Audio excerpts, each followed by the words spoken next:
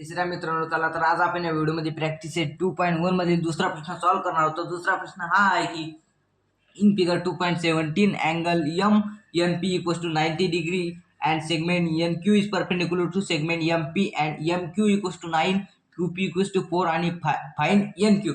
तर आपल्याला NQ find करायचा आहे.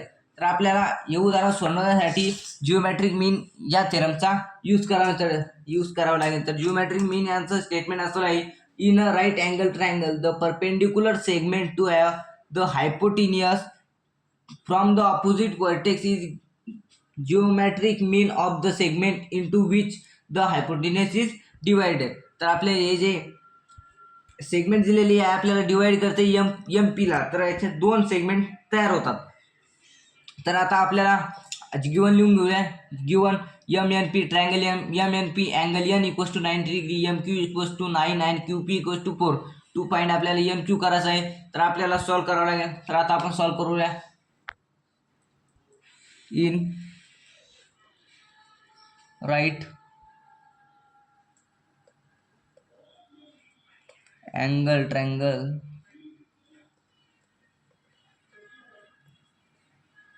Triangle segment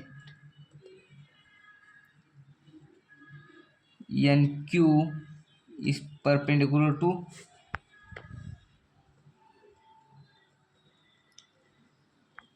hypotenuse. तर आता आपण सॉल्व्ह करूया.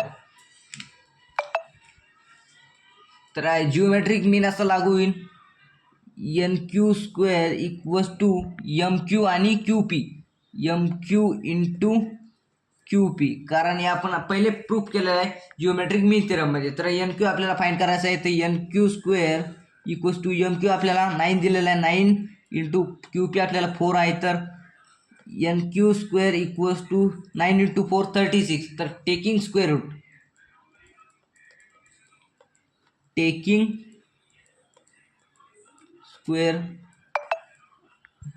रूट, तर आपल्याला इथे लिहायला राहील युजिंग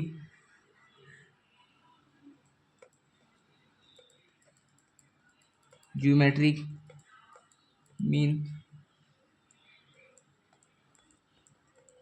थ्योरम.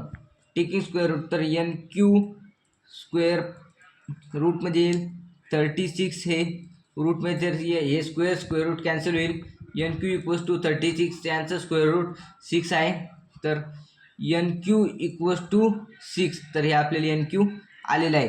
तर हा व्हिडिओ आवडला असेल तर लाईक करा, सबस्क्राईब करा आणि जास्तीत जास्त शेअर करा. चला तर धन्यवाद.